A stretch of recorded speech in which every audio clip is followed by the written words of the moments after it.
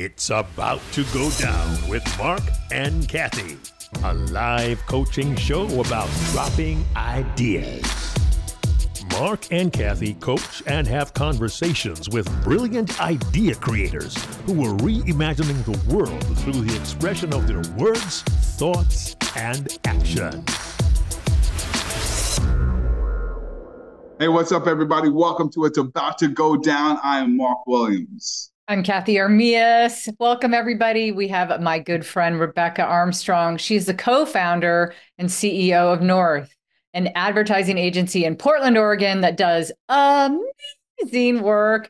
And I can't wait to talk about why. But first, I kind of want to tell a little story, Marc. So during the pandemic, when everybody was in their houses and, we're like eating all this food and nowhere to go, Rebecca and I decided that we wanted to bloom this awesome relationship by going out into the forest and going out into Forest Park and walking. Every Tuesday, we would go on a walk really early because Rebecca likes that. She rolls that way. And we became great friends. So I want to welcome my awesome and good friend, Rebecca Armstrong. Rebecca, thanks for being here with us today. It's a great pleasure to be with you, Cathey and Marc. And can I say how awesome it is to finally be able to know how to pronounce your last name, which even though I've known you for many years, I still introduce you to people as Cathey Armillas or some version thereof. So it's really good to hear you say it. So thank you for that. I kind of like the thing, like I'm picturing myself with no arms, like armless, like no arms. But I always tell people, I was on a podcast today and the guy stopped and said, I don't think I caught how to say your name. And so as the introduction happened, it's Armillas, like tortillas. So there you go. Yeah.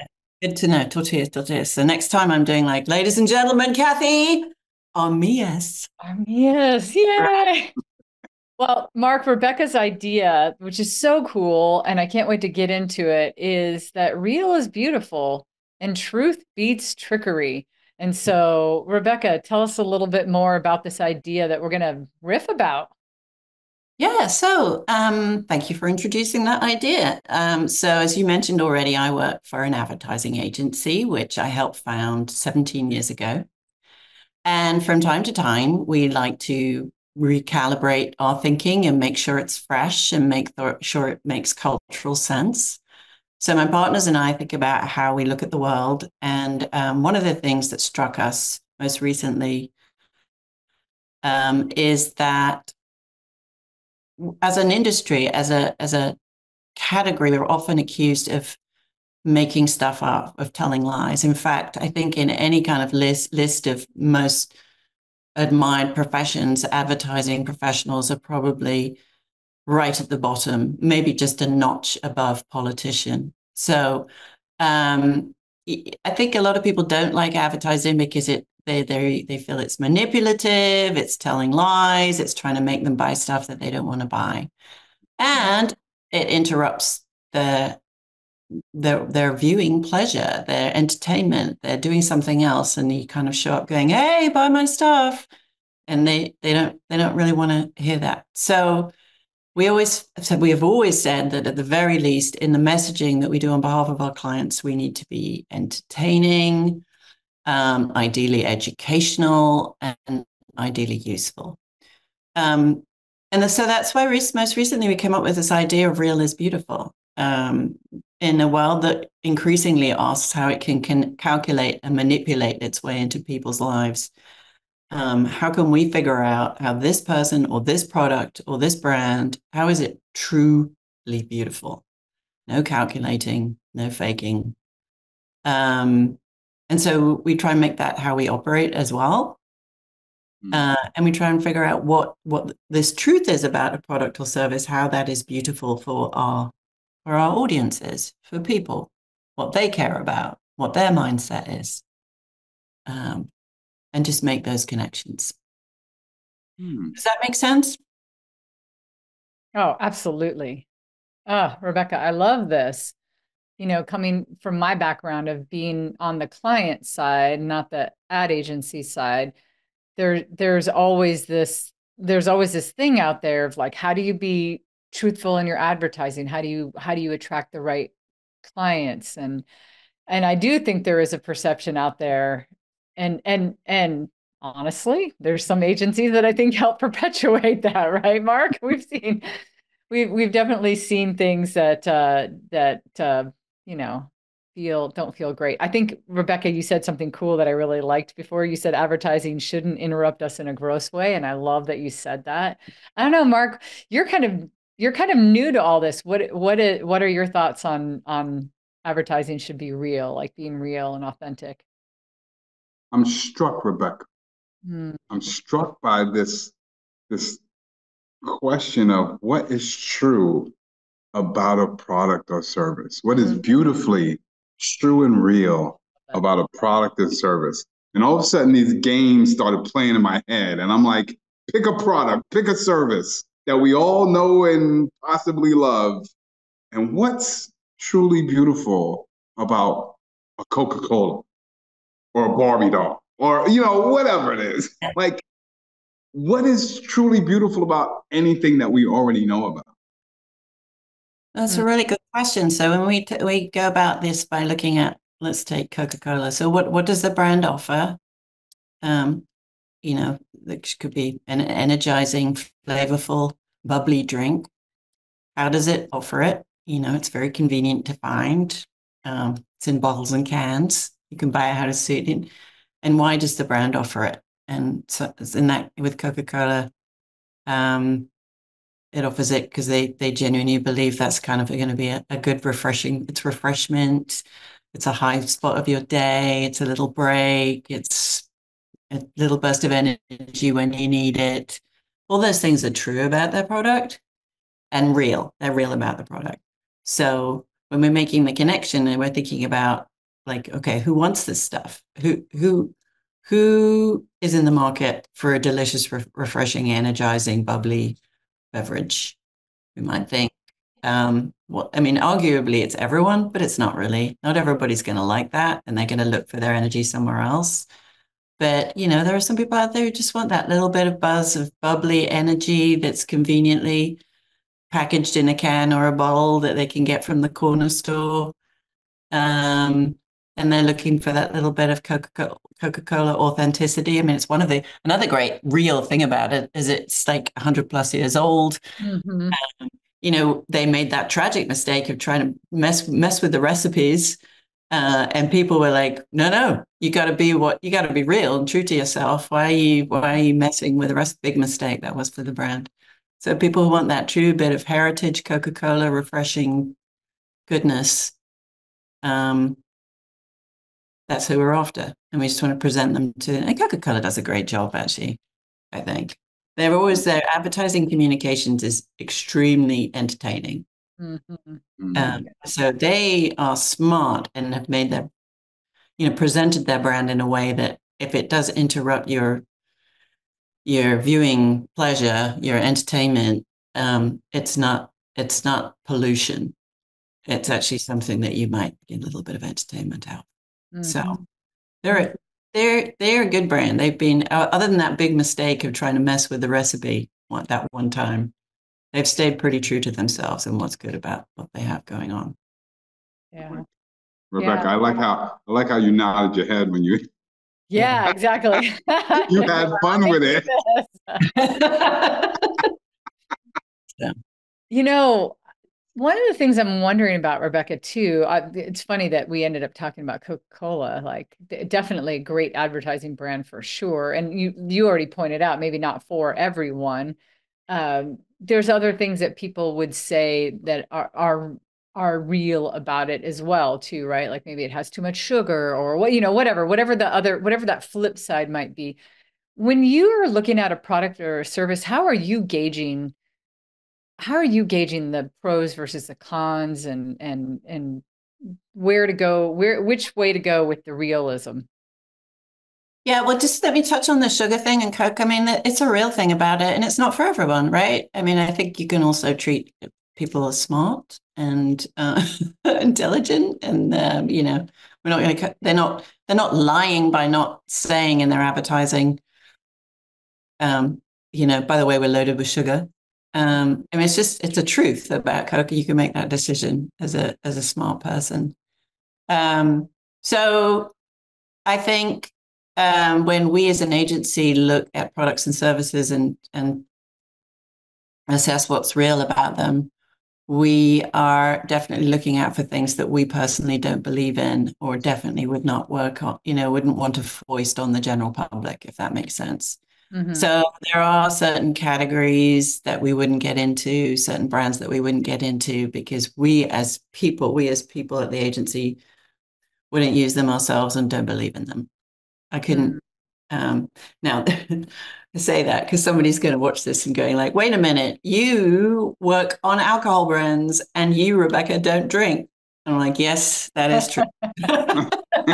Both are true. But the alcohol brands we work on are beautifully crafted, highly crafted, Pacific Northwest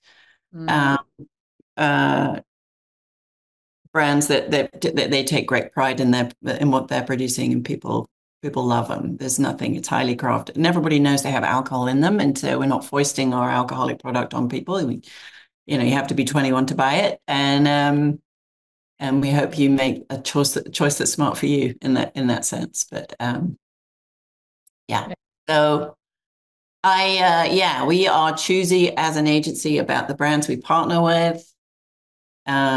And those brands are ones that are willing to just are honest and truthful themselves, and really excited to share what's real and true about them.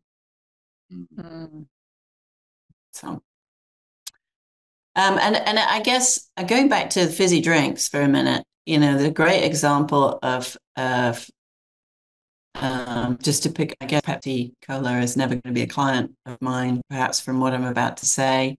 But Pepsi is a really great example of a brand that's done some pretty, and I think they know it as well, actually, some pretty culturally awful and untrue advertising. I think the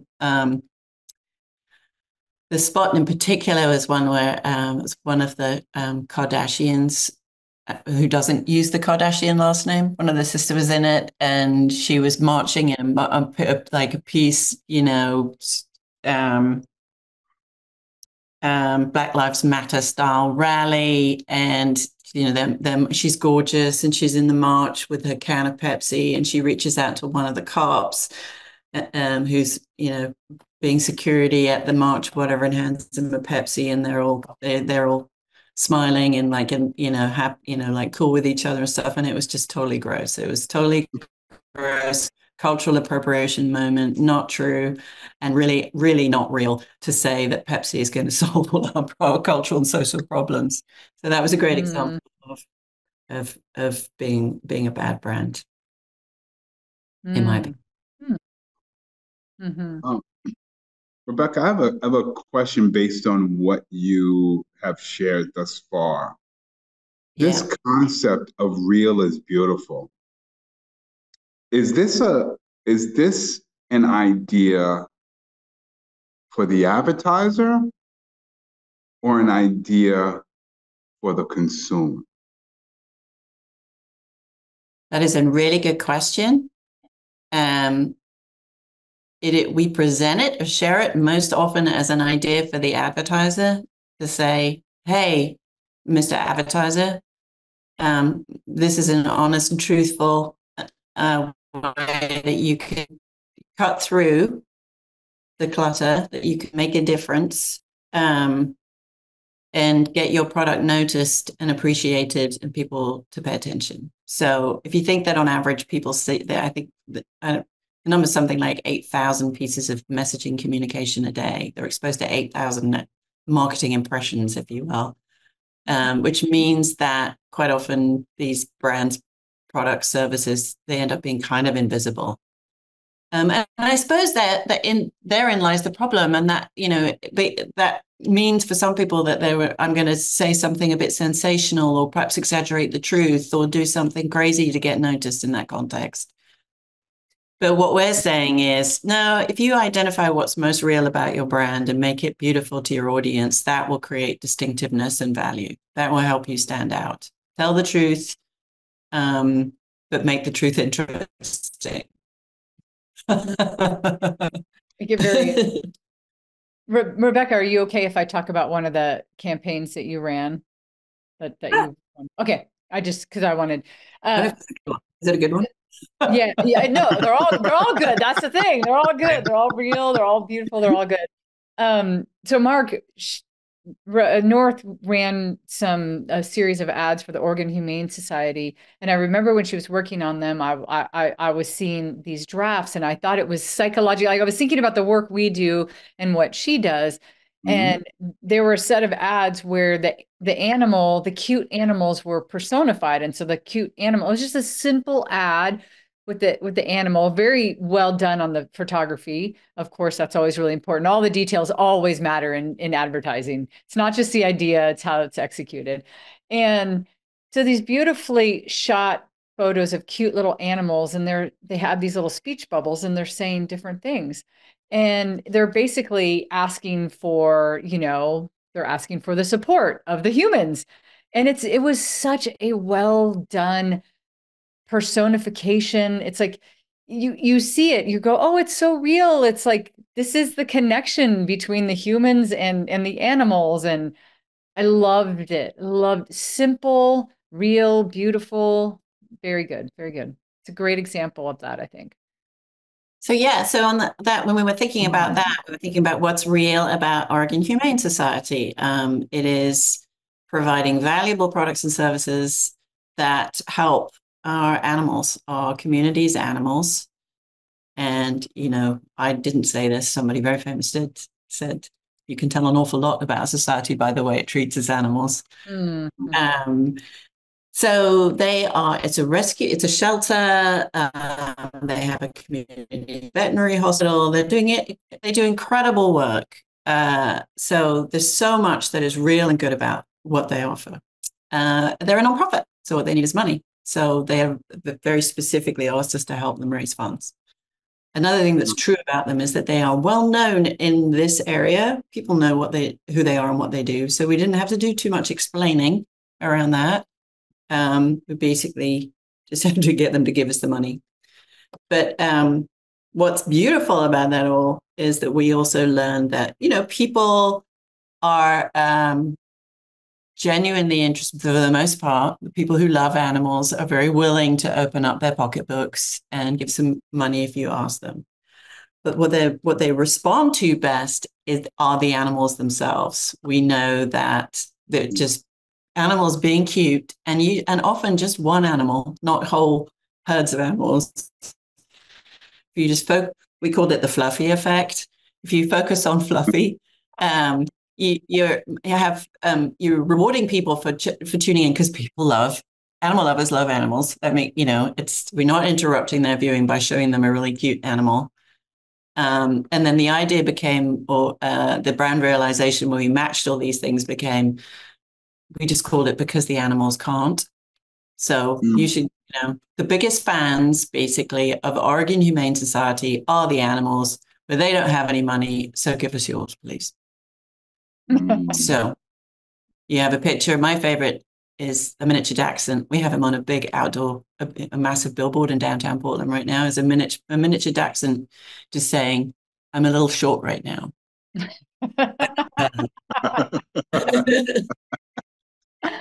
So, cheesy dad jokes and cute animals. It kind of rewards people. You get instantly what we're asking for, and it rewards people for checking in with us. So we love that campaign. Yeah. And by the way, everybody, please go to ohspdx.org and hand over all your cash right now, just in time for the holiday. Yeah. Thank you. Cathey, I love that example. It makes me wonder, Rebecca,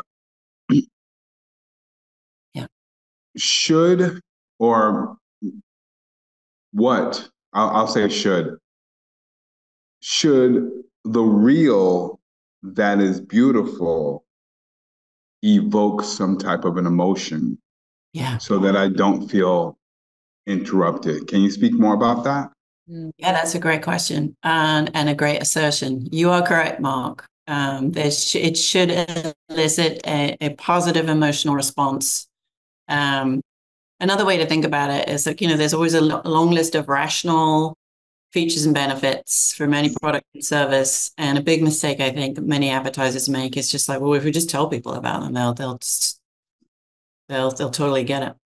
Makes your whites whiter, it's cheaper, you know, the celebrity loves it, all those things. But if you just, we'll give you the edge, that kind of stuff. It's very practical, and it's absolutely all true. Not saying that, but it becomes pollution or noise or just ignorable if you don't share that with your audience, with your people, in a way that gets their attention and makes them love you. Mm-hmm. And the best way to do that is with an emotional pull. So tapping into what you care about as a person and what's beautiful to you and what's going on culturally and all those things. So we very carefully think about that and how to match that with just the list of truths. It's a great question, though.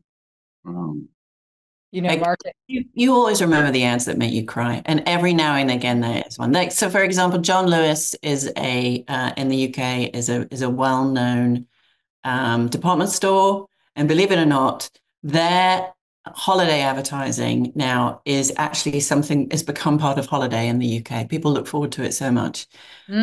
These beautiful films that are so rewarding to watch. So when a John Lewis ad comes on, it's not all like, come on, buy something for your mum for Christmas at this cut rate price or whatever. It's about, the advertising is about, it leverages the emotion of Christmas. It just really makes you feel like so good about the season coming up. And, right at the end, you're like, oh, I'm running down to John Lewis right now.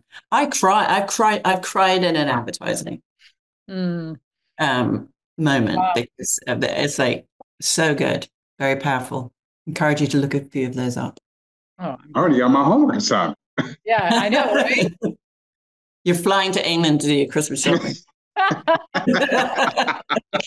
That would really be a great effect from that. No, Rebecca, I love what you're saying. Mark, in my book, in my marketing book, rule number 6 was give love to get love, and that like. I'm just listening. I'm like, I want to see what Mark says, because I think Rebecca and I speak the same language when it comes to that. I mean, the whole chapter of what I wrote in that was things like that, or like you're giving them love if you're not interrupting their time with something that's like, oh, me, me, me, me, me, me. It's more like it's giving you a gift for the exchange of their time. And so I love this, Rebecca. One of the things I'm thinking, my brain now is all like, awesome. Because you're doing a great thing at North, but what if we took this message to the world and we're like emulating it? We're saying like, hey, how can we be better at real is beautiful? How do you think you would pitch that as an idea for everybody? Let's take it out of the context of how you're doing it. It's a really good question. And while I'm thinking about my answer to that, I just want to go back to the giving love idea for a minute, because another saying we have at North is make love, not ads. Which I think I love that. Remember. Love that. When you're giving somebody a genuinely rewarding experience, not just a list of features and benefits. Maybe that's it. Maybe that's how you take it into the real world, or take it outside of outside of the advertising. If it's a discussion about,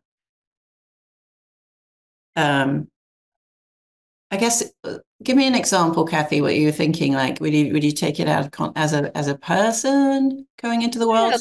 Like maybe for instance, like, let's say, how, if I'm thinking about, oh, I love what Rebecca's saying, that you're trying to portray this company or this product or this service, whatever organization, you're trying to portray them in a real and beautiful way, because real is beautiful. How could I leverage myself? How could I bring myself to the world and show up as real, as being real is beautiful? Well, I think if it was us being people, I think it's just being genuine and honest about who you are, and unapologetic about the good that you bring. Um, and then the beautiful aspect of that is just, I think that's read the room. I think other people would say, like, there's be completely honest and truthful about yourself, but communicate that in a way that means you're recognizing what else is going on with people around you, and you're respecting them and their time and their. We used to say actually that being a brand or a product or service is, if you think about that in terms of like if it was showed up at a party and you wanted to be if you wanted to be somebody that people really enjoyed at the party, you wouldn't kind of rush in and go like, "Hi, my name is Rebecca, and gosh, I was born in 1965, and I went to a girls' private school, and then I went to Cambridge University, and then I moved to the US, and I'm married to this guy Rhett over here. I don't have kids." So, you wouldn't kind of like blurt out everything that is all about you and then go like, "Okay, see ya." You would actually have a more of a mutually kind of engaging. You come in and you'd probably ask more questions to start off with that than the other person. You want to show that you're a good listener. You want to be able to adapt while your conversation and while you're interacting on the fly. But you still want to present an honest and truthful impression of yourself. You're not adapting in such a way that you're making yourself into something else, right? It's like, here's what's good and true about me. Well, let's talk about you now. What do you want out of life? So, Cathey, what your question reminds me of, and Rebecca, your follow-up reminds me of is I'm gonna geek out right here and talk about Aristotle for a second.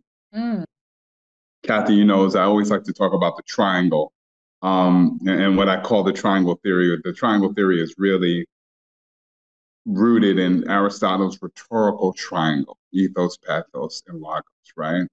And I bring that up because, Cathey, your question was, how can I show up as real? And Rebecca, you gave that example of showing up to the party, right? And we're all trying to maybe make an impression or sell ourselves. And at the end of the day, what tends to get in our way, I believe, is sometimes reputation, right? Like you even said it earlier, right? That advertisers have this reputation of being tricksters and manipulative. So what if real is beautiful is about creating a reputation around being real? It's a consistent pattern of being real, right? Yeah. Because that's the biggest problem. We don't believe you. We think you're trying to trick me. Yeah. So it's your reputation. It's less the product and it's your reputation. It's like the car salespeople. I think you're absolutely right. I think that's a really good way of thinking about it. And I think that requires a brand, product, service to constantly demonstrate that it's being honest and telling the truth, whether that's in advertising or how it shows up in store or how it shows up at an event, how it behaves through corporate social responsibility, how it behaves in the news, all those things. You have to be constantly reinforcing the fact that you are telling the truth and being honest. And you have to own up to your mistakes as well. I think the brands and so the people like are the ones that go like, yeah, we did kind of screw up there. Sorry. And be quick to be honest about that too. And just, we changed our recipe, a huge mistake. You said that was a bad idea and you were right. So we're going back to the old recipe. Those kinds of movers give you, as a brand, some goodwill in the bank, if you like. And that you might need to draw on down the road if you make another mistake, because nobody's perfect. And that's part of being beautiful, actually, is not being perfect. Yeah. Is conceding sometimes we're human, so we I started thinking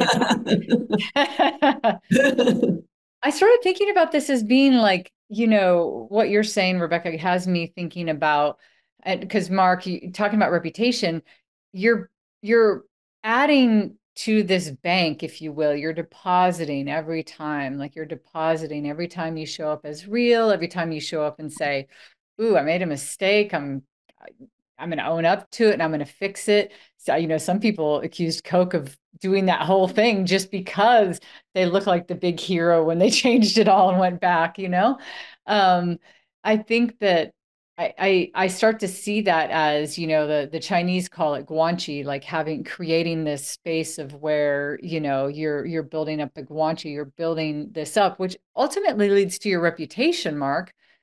So I really like that you said that. I recently had, quick little side story. My husband had to get some car work done. Actually my fault. I ran over a tire and it like ruined the whole front end of his car. I ran over a truck tire that came flying from the other side. Could have killed us all, but didn't, over the summer. And we ended up taking it to a local. Rebecca's like, I didn't even know. Yeah. We ended up taking it to a local, to one of the local, I won't say who it is, but Rebecca's definitely heard the ads over and over in the Portland area. And it's wild because their promise is we'll do whatever it takes to make it right, right? That's a promise that they keep putting on the radio. And as soon as my husband gave them the car, oh, they dropped the ball left, right, left, right, left, right, left, right, and didn't care. It was almost like that was that sneaky way to get people into the door. It was such a nice phrase to say. But then instead of under promising and over delivering, it was like they over promised and were, it was the opposite of everything you're saying, Rebecca. And I never write reviews. I just feel like I don't have time. And I so wanted to write a review and talk about how terrible that experience was, because it was anything but real. Anything but real. I have had similar experiences recently, and sadly with my car.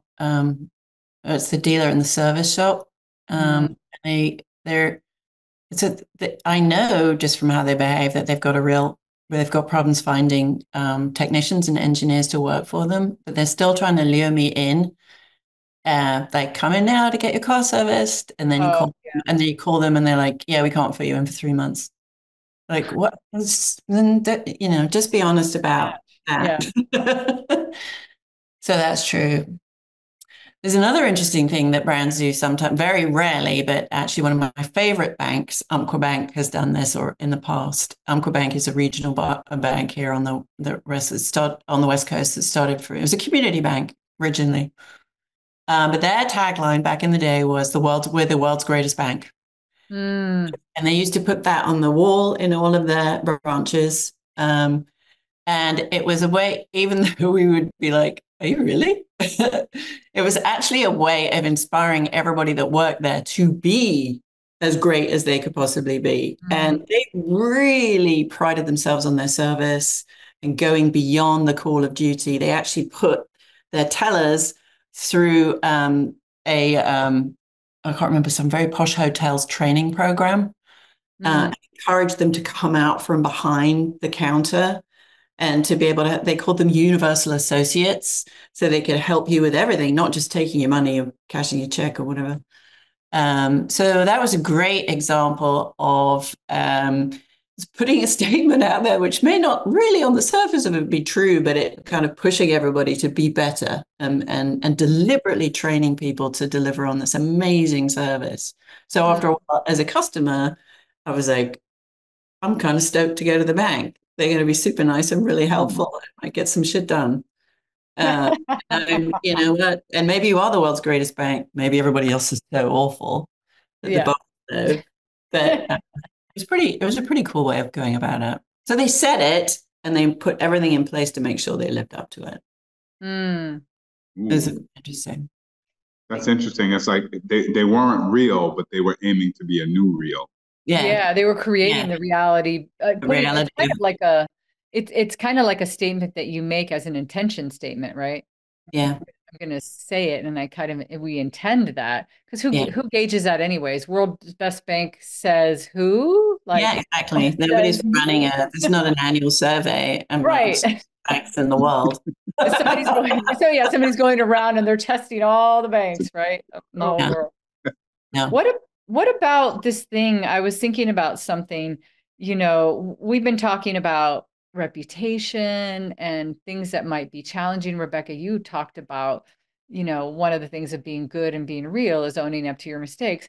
Then it made me think, what if being real is actually addressing and talking about things that we're not great at? Like, what would that look like? Addressing maybe even the bad reputation. For instance, I'm going to make up a client. What if you were doing an ad for a big used car lot? Since Mark, this was already mentioned, we all know the reputation. We all know what the reputation of a used car salesman is. What do you think would be a being real approach, or what would you try to get out of that portrayal? Yeah, I think it's okay to be really honest about what you're not good. I mean, I hope this used car lot has I would dig deep and find out all the things that are great about it. Maybe all those used cars on the lot have been fixed up and are ready to go. And, there's some honesty about we're not going to sell you a lemon. And we know that because X, X, and X and X. But where would you be honest and in such a way that the idea would be to make people like, I'm just so glad they've just told me up front that, they're not super good at everything. So, I mean, it could be poking fun at the reputation and striving to be world's best bank kind of thing, right? Yeah. We're a used car lot. So what are you going to expect? Yeah. We're definitely going to have the cheesy, this is what you get. Yeah. You'll get decent service and our cars will go well for you. But at the end of the day, we're a used car lot. So, it's going to be packed with lots of old cars that work. And you may find something that works for you, or you may not. Mark, don't you want to buy a car from Rebecca? Send them my way. Yeah. This conversation actually took me out of the car lot and took me back into the school building where I was. Okay. Because every year we would do these open house events. And of course, during the open house events, you lead them around, you point out all the things that you believe are real and beautiful about your school. And there is this thought that, yeah, you're only telling me you're only giving me the good stuff. What about all that other stuff, right? Don't try to sell me on the school. And I remember being at a school where I would tell people, like, you have to excuse my excitement. I am not trying to sell this to you at all. Wherever you choose to go is wherever you choose to go. I'm just really excited when I talk about it. But I always wanted to be very clear, there's a lot of great options out there, right? And if you want something that, is let's say a large school that offers a lot of classes, great. But if you want that like small, intimate setting, then you got to go here. And I think there's something real, to use this language, about sharing what you offer as an option. Yeah, I totally agree. Everything is not for everyone. So I absolutely agree that you can showcase your brand, product, service in such a way that makes it useful and educational and entertaining and all those things. But you got to know at the end of the day that it's not a decision everybody's going to make. You have to respect people's intelligence. They're going to make the decision that's right for them. And that's fine. And there's a disarming honesty in that too, I think. Mm-hmm. Kind of almost like knowing when to walk away as well. Like, hey, look, I showcase the best of everything of me. And if you're not picking up what I'm throwing down, that's fine. That's on you. I love where this conversation is going. And I'm going to play the devil's advocate for just 1 second, because I feel like there might be people out there advertising things and they're like, oh, this is real. this is also real. This is really how we feel, even if it's a big grandiose, like let's say there was another client in another industry, maybe not the banking industry, Rebecca, or something, where they were like, oh, we're the best at this. And that's an easy one because you're just saying best. And yet they don't do anything. It does not match up with, like this car repair shop. It's like, I don't think that the two systems are talking. The marketing department's probably in another building somewhere else, and they have nothing to do with the operations of that business. Mm-hmm. So I wonder, and yet somebody at that company might be like, no, that's real. That's what we're striving for. That's our real, if you will. It's just it becomes a little complicated, I think, with other people. But for all the things that you've described, you describe it perfectly. I can see the process that you do when you go with a client. You are trying to find out, like, what are the good things? Let's talk about those. Yeah. That's what, So what are the good things? And let's make sure, but it's not, yeah, the good things. And here's the people that will appreciate those good things. So let's make those connections. It's not everybody in the world. It's this discrete set of people with this mindset. They're going to like this, and it's going to be genuinely useful for them and add real value to their lives. So let's just help make the connection and showcase what you've got going on that's true in a beautiful way to these smart people. And that's it. And my job is done. mic drop. I love that you said, or you recognize that the audience is important here. Very, very right? important. Very important. Right, real is subjective. Well, maybe not, but beautiful is subjective. Good is subjective. Best is subjective, right? You could walk into a bar and everybody could see some of the same people, but not everybody's going to think that person is beautiful, or that they're going to think it's so subjective. So it's so important to think about who the intended audience is. Yeah, absolutely. What's real and beautiful to them. And it's going back to what we said earlier, like everything is not for everyone. There are some people who are just simply not going to care. So that's when our choices of media become really important. Where we show up is as important and needs to be as honestly done and mindful of your audience's the choices that they make and where they are in their lives as the things that you're going to talk about. Mm-hmm. So we pay super careful attention to that too.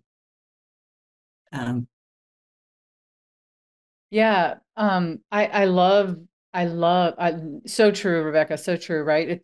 All the intentions behind that are so important. That's what also makes, when you see something, Mark, like when you're watching an ad somewhere, or you see something and you're like, oh, that was clever, or that was good. I felt really connected to that.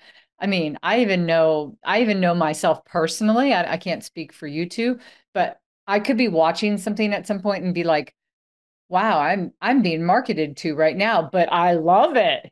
And it's probably because it's being real. Now that I really break it down, it's like, oh, I love it because they're being really real. And I feel very genuinely connected to it. I am in that little sliver of, oh, this is the right thing for the right person kind of thing. So I love that everything is not for everyone kind of thought. It also gets you to the right people faster when you're being real. You're like, oh, we all know we can be real around our family. They're the ones that were like, oh, we're going to show up at Christmas, no makeup on. I don't care if I have my pajamas on. I don't care. That's as real as we can get, right? If we have a Christmas party, guess what? We're going to put our little clutch, right, Rebecca? We're going to have our, we had a conversation about clutches earlier. We're going to have a little clutch. We might dress up. And so there's different, and it's still real. It's just a different version. But the one that you're being the most real with, I think, it's your intended audience. It's like the audience that's most connected to you. That's how I'm seeing it now. Because in my mind, I'm trying to make I'm trying to make the connection between a product, a service, advertising, and then like a person.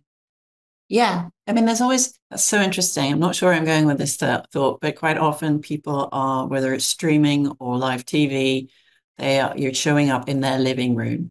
Mm-hmm. Quite often you're showing up in their home and their space. Yeah. How do you show up then in you're interrupting their entertainment? How do you show up on their terms in such a way that you're not being rude? You know, you kind of understand whether this is a shoes on or a shoes off household. Yep. You know, I love it. like what's the appropriate way to show up with that so that people are like, this is cool, thank you, you've actually just added something to my life, not taken something away. So I think that's absolutely right. You know what you made me think of, Rebecca, is you're right. You know, advertisements sort of interrupt when I'm in the home. And yet there's this culture now where people are fast forwarding through the commercials. Oh yeah. Also a problem for advertisers. Yeah. I'm sure. So how do you make something so real that is beautiful that in the middle of fast forwarding, somebody stops? Yep. But I said, you've got that 6 seconds at the beginning to show or whatever before they can click on. So you've got that 6 seconds now to show that to be beautiful to them, to be beautiful and show relevance and respect and be entertaining. And it's getting harder and harder. I'm not saying it's easy. Yeah. But you've got 6 seconds to be beautiful. Yeah, I know. I love that. That's what I was thinking too, Mark. I was like, oh, you got 6 seconds. Be beautiful. Be real. Now, just so that whole party analogy gets more complicated. But now I'm showing up in the room and I've got six seconds to make a positive impression on people, not bore them to kick you out. Becca, get out of here, or come on in. Yeah, it's a very demanding party. But I still believe that what you can't do is just rush in and go, "Hey, I'm Rebecca. I'm really nice. I'm very funny and I'm super intelligent. Like me." Yeah, you should love me. Yeah. Yeah, exactly. I love that, Mark. I love it. I love this conversation. It's such a some of it that is subjective that I really love, because I like thinking about a whole person or all the things about a product or service. There might even be reputations that an entire industry gets, an entire industry, like, like the car sales, so like when I think of like used cars, I think of like used car salesmen. Like people say, don't be a used car salesman. Like that's a term that people use. You know, banks have a certain reputation. What's the kind of reputation? And it seems kind of fun also to poke fun at the thing that we would already kind of anticipate, the real part of the industry. So I like some of the things you were saying, Rebecca, of like, we've got old cars. Some of them work really well, some of them not as well. If you need an old car, like, we might be the place. It's just being really real. It's not trying to. Maybe our fictional used car lot should have the words somewhere, world's greatest used car lot, on the wall, and they would do some things that would kind of perhaps elevate your used car lot experience, but just be truthful. And I was like, yeah, we sell old cars. What do you want? Right. Yeah. They'll work. They've been through our, program. Well, we tuned them up. We're not going to rip you off. Mm-hmm. Now, Rebecca, I got to ask something. Since Cathey pulled out the devil's advocate, I'm gonna bring the devil's advocate into the room. Yeah. Real may be beautiful. No. But is real sexy? I think real can be sexy. You're making me think of back in the day, 100 years ago, when I worked in advertising in London, we used to say, at the end of the day, advertising is just two areas. Either you're promising the product or service will give the edge, or you will get laid tonight. I think maybe that's too simplistic. But I think that relevant reality, like who you are, that can be attract. You're making beautiful sexy, I think, with that assertion, though. Now I think about it, Mark. I'm just saying, be real, be yourself, and make it attractive to people. And you've just upped the ante a bit, saying, be real, be yourself. And maybe sometimes that can be sexy. Yeah. Well, I asked it because, and maybe because I'm thinking of, being in America, but I'm sure it's the truth in so many places. Just sort of that like capitalist mentality of, yeah, I could tell people what all of the real and, good and not so good things are, and I can leave it up to my, target audience to make me decide. But at the end of the day, I got to say something that's so eye-catching and so sensational that everybody's going to want to look at us.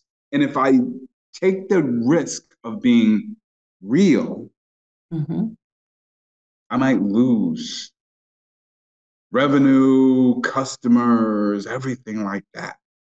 I think that we're saying, though, that,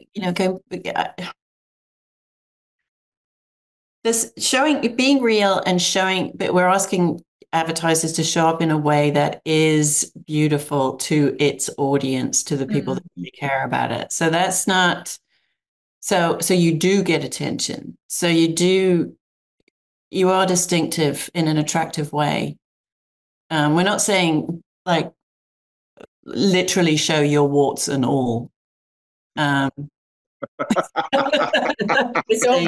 Don't brush your teeth and you'll find the best mate saying at least make an effort for these people. Yeah. At least put your Sunday clothes on. Right? I just, I appreciate you not wearing makeup and being in your pajamas, but I do think you should just turn it up a notch. Yeah. You might want to brush your teeth in the morning. Yeah. Right? Exactly. That's what I was thinking. I was like, okay, you can be real, but I think don't cause me harm. The line at, guys, this is the raw truth, take it or leave it.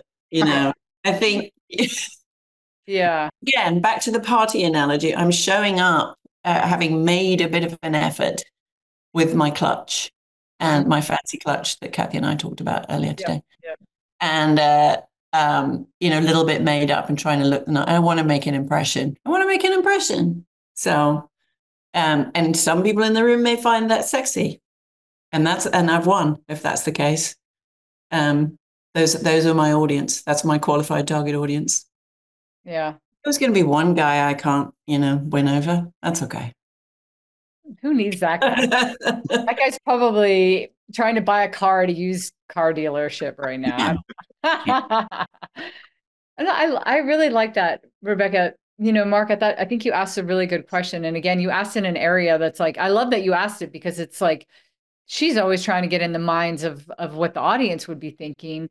And I think people try to cheat sometimes and over sensationalize, and that's what becomes kind of unreal. But Rebecca had even said earlier, one of the things that she loves to do is like say, okay, well, let's sit down. Let's talk about all the things that you're great at. Like, let's talk about the things that make you real with who you are. And let's go with them because those are the ones that are going to be for your people, the people that would want to.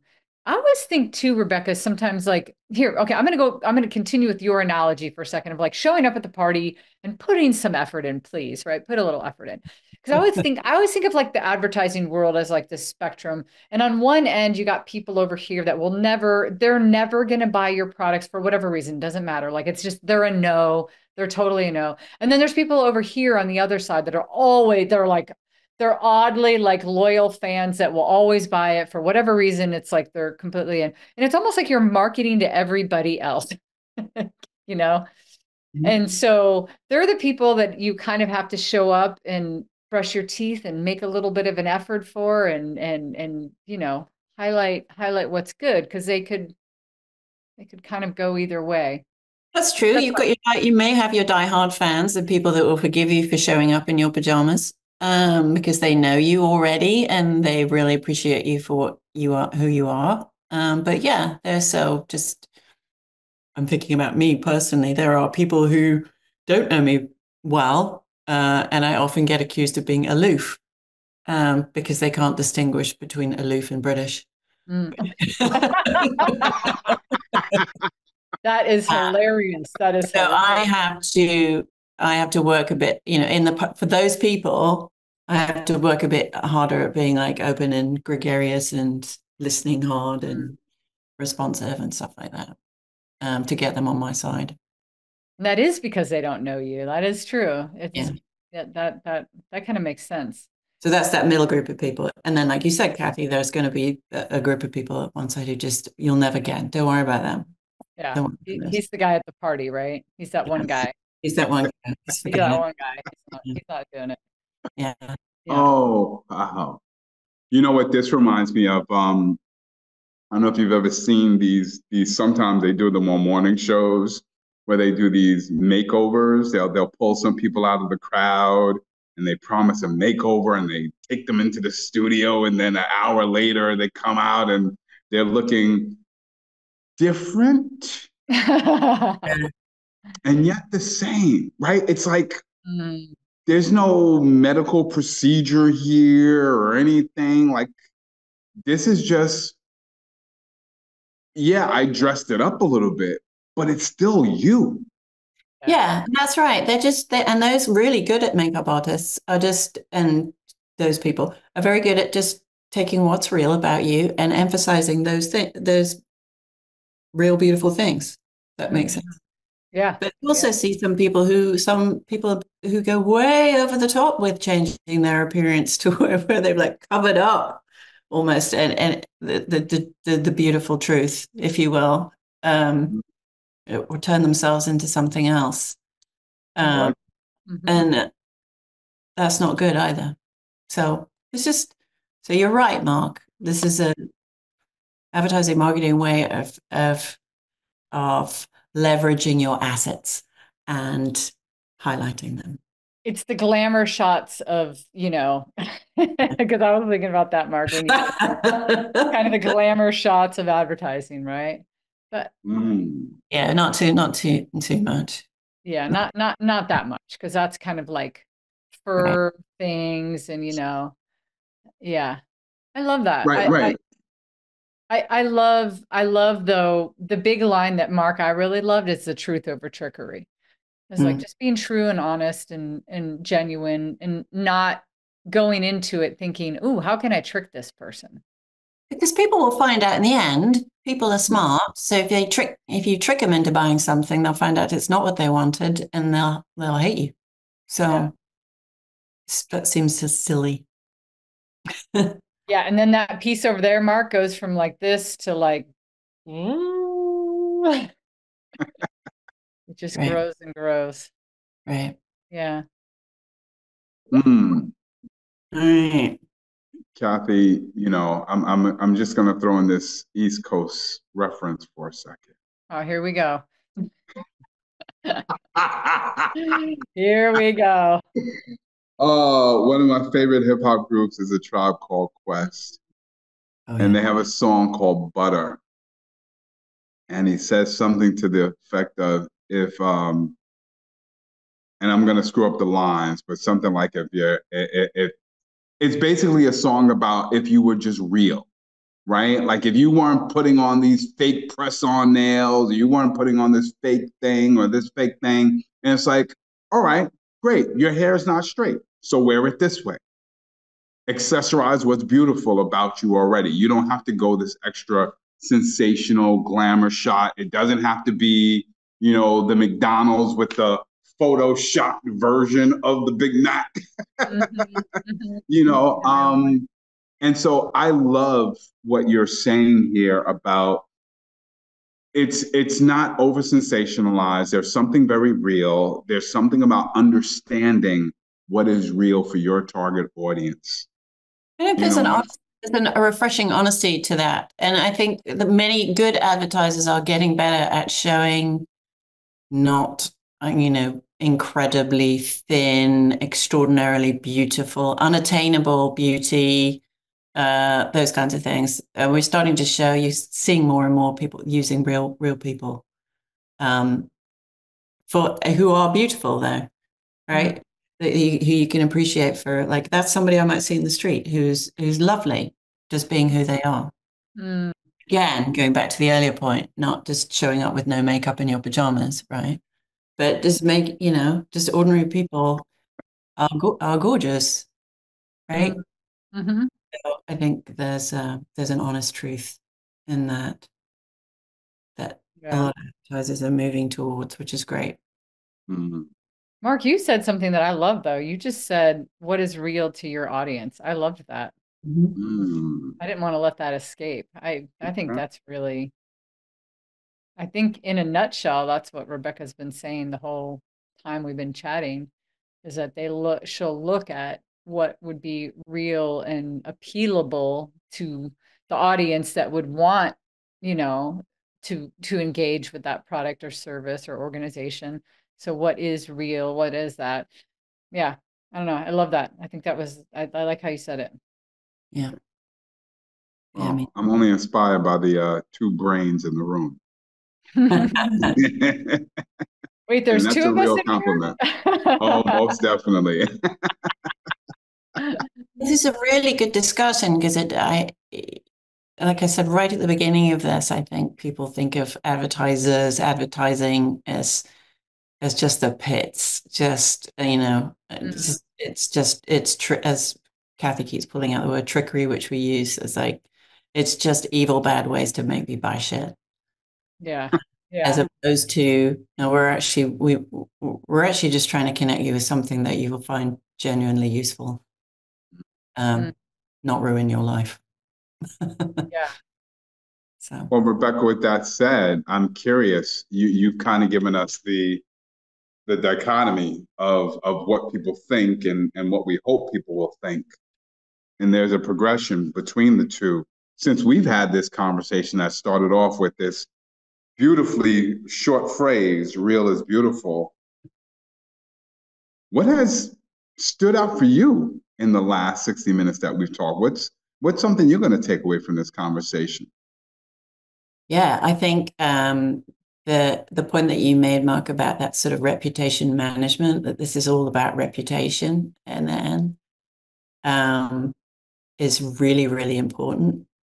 And I know I said it, but I guess I hadn't thought about it in a while, but that it's like you're building credits. You're behaving in a way that you're putting good credits in the in the bank rather, because you might have to draw on that one day because everybody's human, or even so there will be a mistake. So you have to build up the goodwill idea. I think that's really important. I really love that idea of also think about it on the morning show, makeover, when people are you're just leveraging what's true about them or real, and just making that what's already genuinely beautiful, just bringing it out of them. I think that's a really nice idea too. So there's lots of really cool analogies and thoughts that you guys have shared that I can draw on in my work and make me feel better about what I do as a profession. So thank you very much. I love it. In one word, beautiful. Beautiful. Yeah. Yep. Yep. I love it. Yeah. Beautiful. Rebecca, how can people find out more about North, about you, and about how to make real become beautiful? You can go to www.northagency.com for more information and to find my contact details. Mm. You can always find me on LinkedIn, Rebecca M for Mary Armstrong. Mm. That's it. Rebecca, I love your articulation. I It's know, beautiful. You have to be very clear. Oh, Rebecca, thank you so much for spending this time with us today. This is awesome. I now know that I have to do a Google search and find some John Lewis commercials. Yes. Get for the season. Yeah. Yes. And I'm going to be looking at advertising a whole lot differently. So thank you for sharing that and lighting our brains up with that.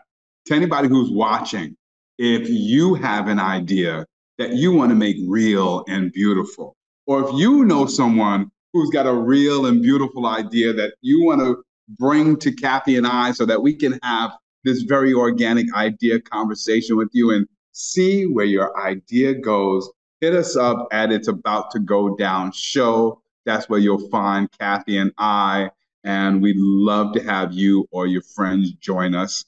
Just like we had a most real and beautiful time. How many times can I say real and beautiful? A real and beautiful time with Rebecca Armstrong. Rebecca, thank you so much. Thank you for making this episode awesome. And to everybody who's watching, we can't wait to see you next time on another episode of It's About to Go Down. Woo!